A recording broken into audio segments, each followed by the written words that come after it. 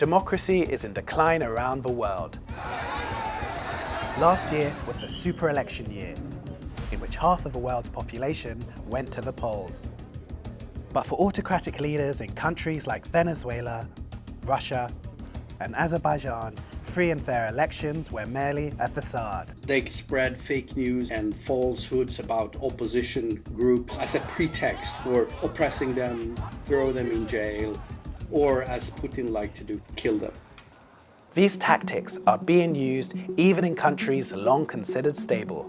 In Turkey, the arrest of Istanbul's mayor in March 2025 on questionable charges sent shockwaves across the country. And in the United States, significant policy changes during 2025 threatened to weaken democratic institutions. Trump is taking the United States towards dictatorship.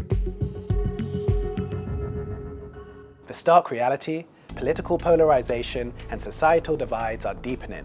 Part of the problem comes down to trust. Trust in NGOs, news media, and government continue to drop, with most people saying institutions are unjust and make life harder. The degradation of trust in these democratic institutions, stoked by populist leaders who weaponize culture wars and harmful right-wing narratives, deepens societal divisions and drives people further into the fringes of society. Major changes at tech platforms are fueling those divisions even further. For instance, in early 2025, Facebook removed its fact-checking teams, and X, under Elon Musk, has fired content moderators. These decisions have created a breeding ground for hate speech and misinformation.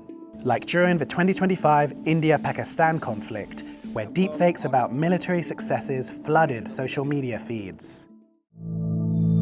The impact of these deepening divisions isn't just playing out online.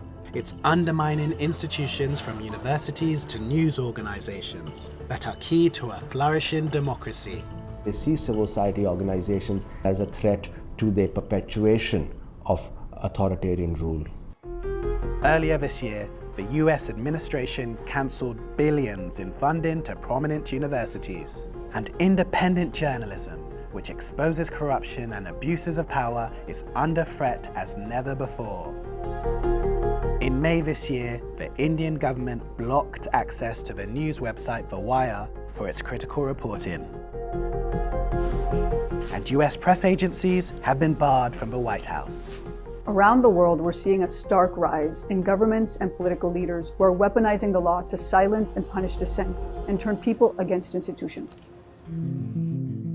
But authoritarian leaders are also facing a backlash.